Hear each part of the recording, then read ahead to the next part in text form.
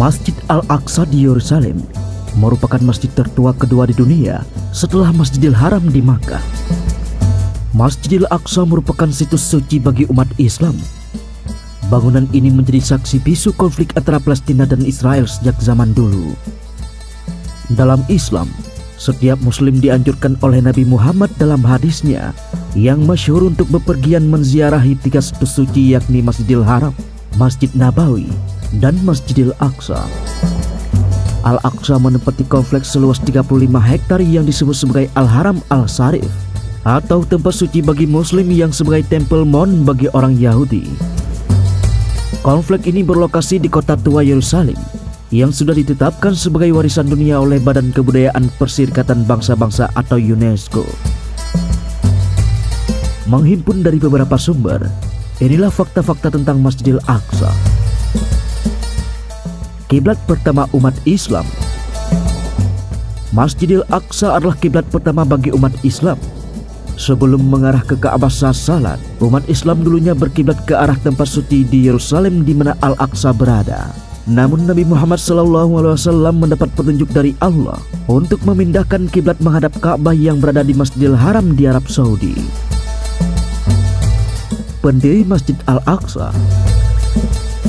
Sejarah mencatat, Masjidil Aqsa dibangun pertama kali oleh Nabi Yakub, yaitu putra Nabi Ishak yang juga cucu Nabi Ibrahim. Kemudian Nabi Daud yang diutus setelahnya merenovasi masjid tersebut. Putra Nabi Daud yakni Nabi Sulaiman menyempurnakan bangunan masjid tersebut saat berkuasa. Pada masa Khalifah Umar bin Khattab, Masjid Al-Aqsa kembali dikuasai oleh Muslim. Umar membangun ulang masjid itu dipertamakan semula, tapi ukurannya kecil. Khalifah Umayyah Abdul Malik kemudian membangun lagi dan diselesaikan putranya Al-Walid pada 705 Masehi. Pada tahun 746, masjid ini hancur karena gempa dan dibangun lagi oleh Khilafah Abbasiyah Al-Mansur pada tahun 754. Sementara pada 780 dikembangkan lagi oleh penggantinya Al-Mahdi. Lagi-lagi gempa terjadi pada tahun 1033 lalu menghancurkan sebagian masjid. 2 tahun kemudian, Khalifah Fatimiyah Ali Az-Zahir membangun kembali Masjid Al-Aqsa dan berdiri hingga saat ini. Bukan satu masjid saja. Di situs ini sebenarnya ada beberapa masjid.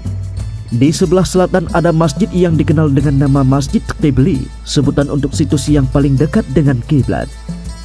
Masjid lainnya adalah Masjid Buraq, Masjid Marwani, dan lainnya.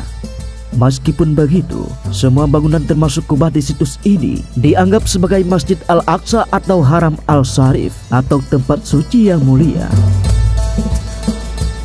Pernah dibakar. Seorang Zionis asal Australia, Dennis McElrohman, membakar Masjid Al-Aqsa pada tahun 1969 secara keseluruhan, termasuk mimbar yang dikenal dengan mimbar Salahuddin Al-Ayyubi terbakar.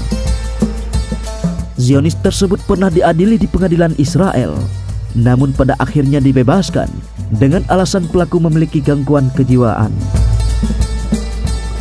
Pernah jadi tempat sampah. Ada saat di mana tidak ada orang Yahudi yang diizinkan tinggal di kota Yerusalem. Penduduk Romawi pun menguasai wilayah tersebut dan menggunakan area masjid menjadi tempat pembuangan sampah. Ketika sahabat Nabi Muhammad SAW Umar bin Khattab membebaskan kota Yerusalem, ia membersihkan sampah itu dengan tangan kosongnya.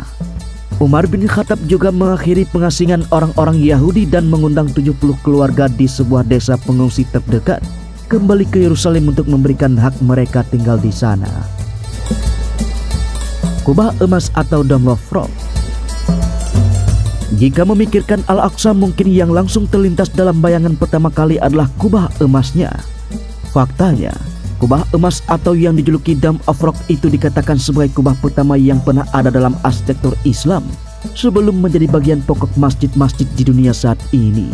Kubah batu awalnya terbuat dari kayu, dibangun oleh Khilafah Umayyah Abdul Malik bin Marwan, kemudian dihiasi dengan potongan marmer dan lapisan emas khas pada masa pemerintahan Khalifah Ottoman Sulaiman yang agung.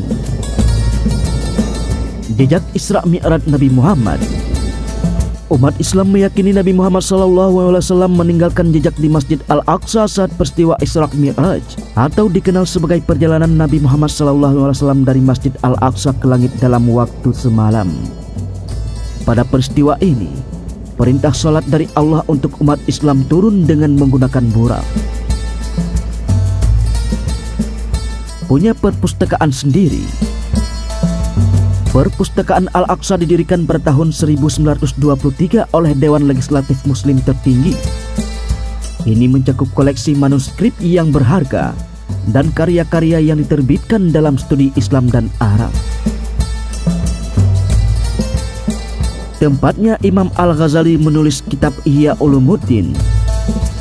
Ihya Ulumuddin merupakan salah satu kitab paling terkenal dalam sejarah literatur Islam.